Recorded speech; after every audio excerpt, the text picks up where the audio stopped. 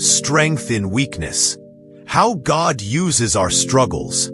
Have you ever felt weak? Maybe life has knocked you down, and you wonder if you have the strength to keep going. The good news is, God works powerfully in our weakness. The Apostle Paul reminds us in 2 Corinthians 12 verse 9, "My grace is sufficient for you, for my power is made perfect in weakness." This means that our struggles, failures, and limitations are not the end of our story. Instead, they are the places where God's strength is revealed. Think about a piece of clay. On its own, it is fragile and shapeless.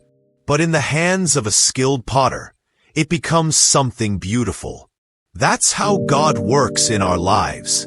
Our weaknesses don't disqualify us. They position us for His power to be displayed. We often think strength means never struggling. But true strength comes from depending on God. Isaiah 40 verse 29 says, "He gives power to the weak and increases the strength of the powerless."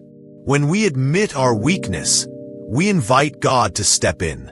The world says, "Be strong by yourself." But God says, "Let me be your strength." Think about Moses. He doubted himself, saying he wasn't a good speaker. But God still chose him to lead His people to freedom. Why? Because God's power was working through him.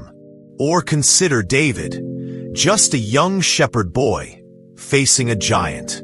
He didn't rely on his own strength, but on God's. And with just a small stone and great faith, he won the battle. So what do we do when we feel weak? We turn to God. We surrender. We pray. And we trust that His strength is more than enough. Philippians 4 verse 13 reminds us, "I can do all things through Christ who strengthens me." That means no matter what you're facing, pain, fear, failure, God is your strength. You are not alone. He is holding you, guiding you, and working through you. Today, don't be ashamed of your weakness. Instead, give it to God. His grace is enough. His power is limitless, and His love for you never fails.